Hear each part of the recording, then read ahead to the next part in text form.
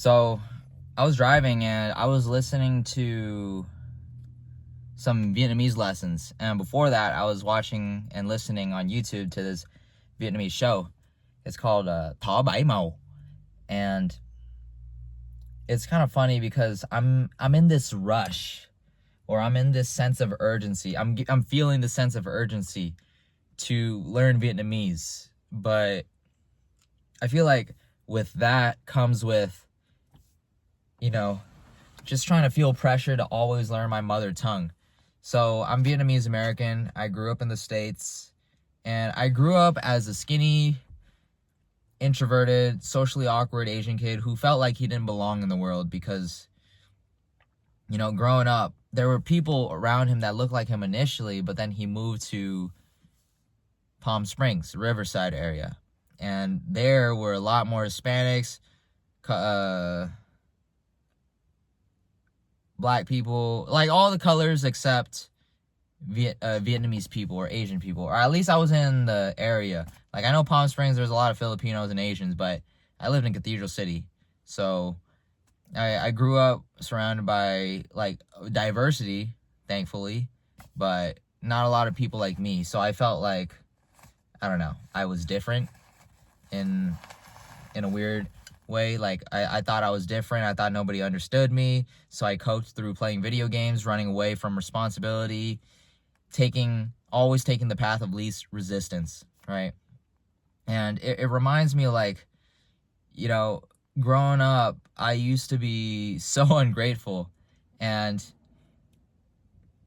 thinking of the simple pleasures, or the simple, like, having no responsibility.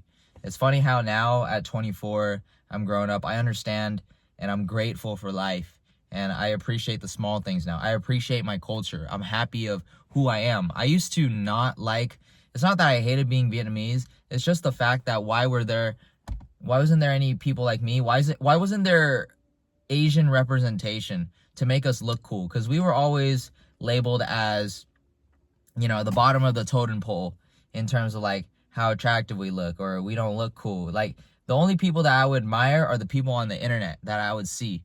Ryan Higa, Bruce Lee in the movies, Jackie Chan, Jeremy Lin, right? Those are the people we looked up to in the past. I'm glad that it's changing nowadays.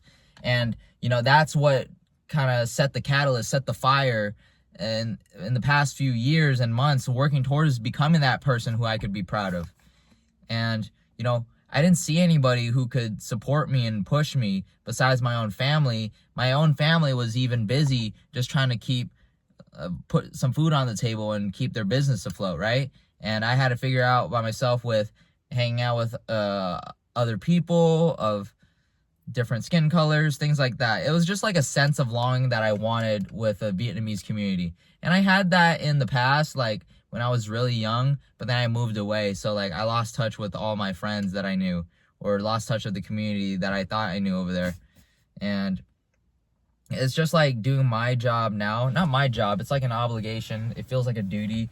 But I'm trying to go out of my own way in curiosity to learn about what my parents went through. Finally understanding where they actually came from, what was the history like, where they lived, what they struggled with, their struggle. Like, I used to be so ungrateful and like just complaining in the past, like my parents don't love me, but I really didn't understand that they really truly did love me, but they didn't know how to love me in American ways.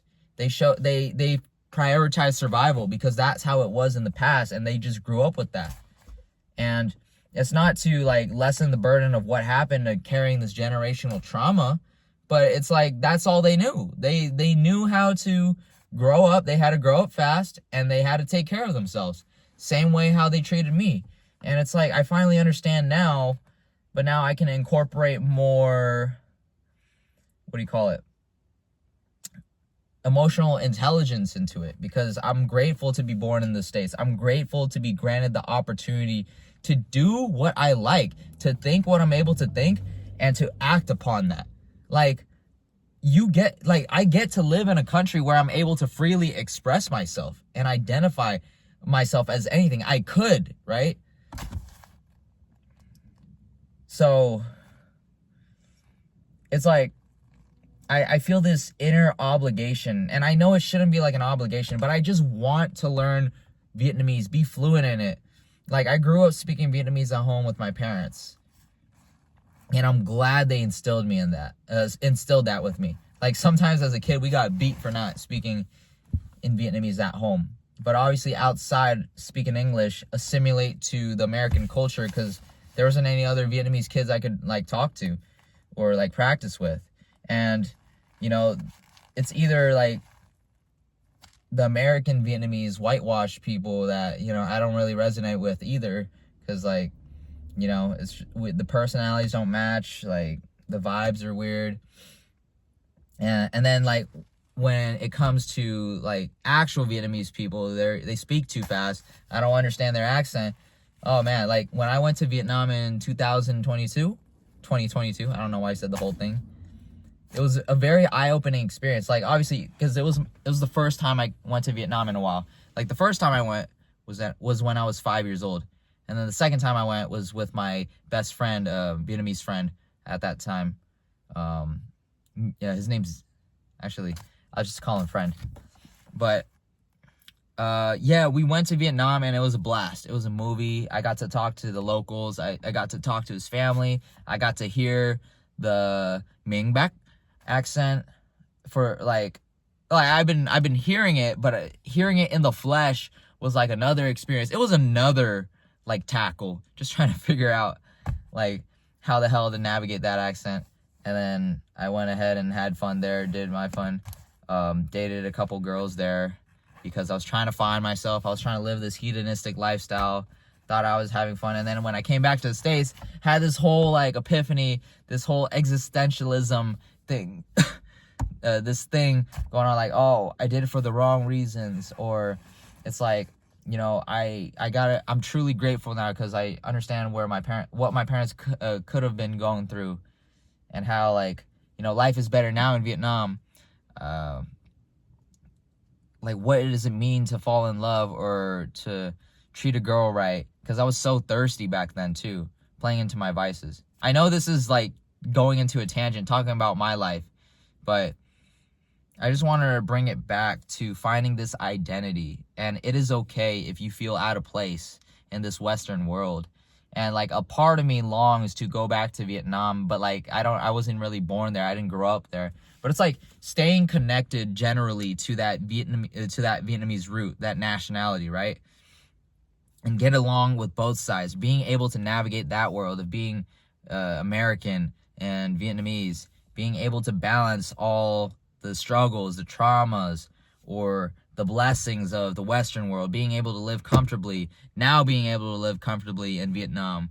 But before, my parents didn't have that type thing, right? Anyways, I hope some of you guys can relate, if you guys are, like, just like me, Vietnamese American, or any other type of Asian American. But yeah, guys, just do your best. I try to be a good person every single day.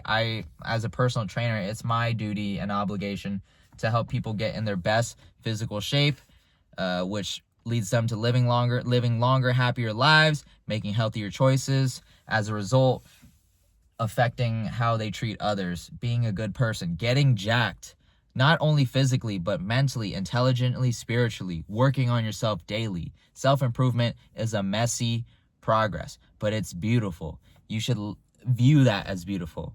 Show some gratitude, humility. Like, every day is not, like, the next day isn't guaranteed. You live with intention. You be the best that you can. You be curious and learn with the things that you're genuinely interested in, and things that will move the needle forward to serving the bigger purpose. Yeah, down. I know it was a bit unstructured. I hope you guys saw some value in this video and kind of resonated what I had to say. But then if you made it to the end, I really, really, really appreciate you for listening to me yap, when you could have just doom scrolled and you could have put your attention somewhere else on the internet. All right, I'm just a little speck on YouTube. I'm just a little speck on Instagram, just trying to help the people that do come across me. And I'm trying to do a better job as a person, as a role model for some, and just strive to be the better version of myself. That's why I document. That's why I try to coach. That's why I try to mentor, not as a life coach. I don't want to consider myself a life coach. I don't have that much life experience, right? But I'm only saying what I know, what I experienced. Love you guys. See ya.